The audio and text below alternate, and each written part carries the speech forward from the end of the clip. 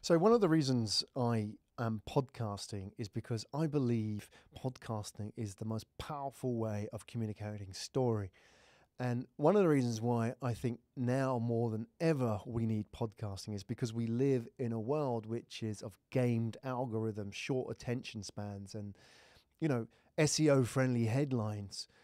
People say to me, Graham, I don't have 10 minutes, let alone 20 or 30 minutes to watch a podcast. So why the hell are you doing this long form content? And I put it to them that the most popular podcasts today are in excess of 2 hours, 2.5 hours, 3 hours. You've got Joe Rogan Experience. You have Tim Ferriss's Random Show. These are like 3-hour marathons. So something's happening. And I want to talk about what that something is, because it's more than just a fad. It's a phenomenon. And I think it's a symptom of the time. And what it is that we increasingly are finding ourselves at odds with the world in which we live. We are human beings. We are analog species. For a million years of our world, our history, we've lived in an analog world. I am gesturing now. You are reading my facial expressions because that is what we've done for millions of years. And certainly in the last 20,000 years of human societal history, these have been really important parts of communication. If I was to talk to you and just kind of like stare down at the floor whilst I'm doing this, is that you think something's wrong. You're reading the situation, the analog. That's how we interact. And there's been a lot of studies done on this in psychology about how we interact and how these are analog cues sent from each other. I know there's all that kind of nonsense about nonverbal communication and so on, but there's a lot more science to it than that. They found, I come from the world of telecoms, and I remember one of the studies that was done once, which was with teenage girls and their moms and text messaging. And what they found is that when teenage moms and girls teenage girls and moms text message each other, they measured the cortisol levels. I think it's cortisol or one of those sort of like stress hormones in the brain. And they found that when teenage daughter and mom communicated with each other, the stress levels remained about the same, even though they were, messages of reassurance and so on. Yet when they brought the mom into the room and they sat mom next to daughter, even without saying anything, the cortisol levels of the brain, the stress hormone, dropped. And the reason is because we are analog beings. At the end of the day, nothing can replace the human touch. And that is why, as we increasingly move into a world driven by AI and algorithms where the human touch is being forced out, we are doubling down on what we're losing. Remember they said that music is going to go away because of the digital era?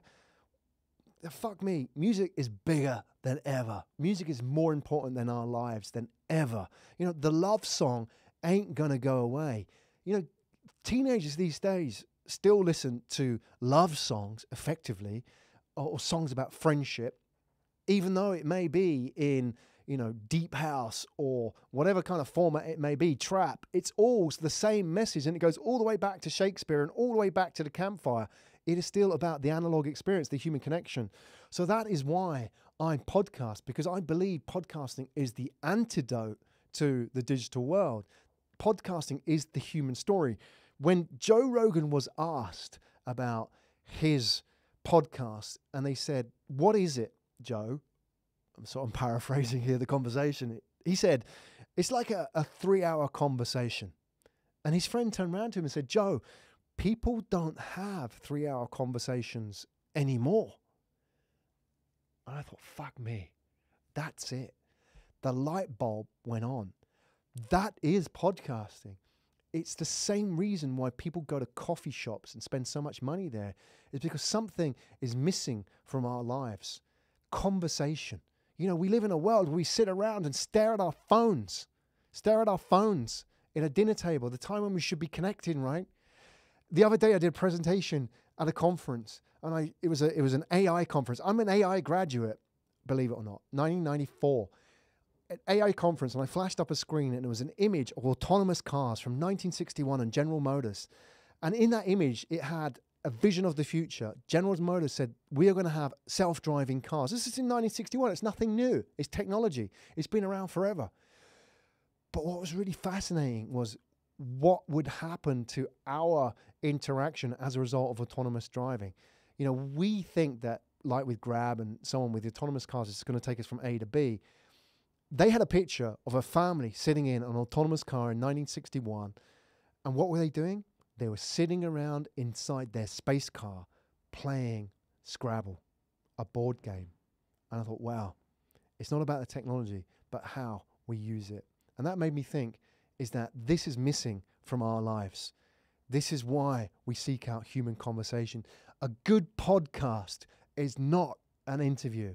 A good podcast is a conversation where the listener is actually sitting there with you and listening along, and part of that campfire experience, which is missing from our lives. What do you think? I'll be curious to know why you think podcasting is on the rise. That is my hypothesis, doubling down. So to all of those people out there that say, hey, I don't have 20 minutes to have, to sit around and listen to a conversation or sit around and listen to a podcast, I say, screw you, man. We all have time, but I bet you that person still wants to sit down and have a beer with somebody or speak to their friends or connect with somebody, because that will never go away.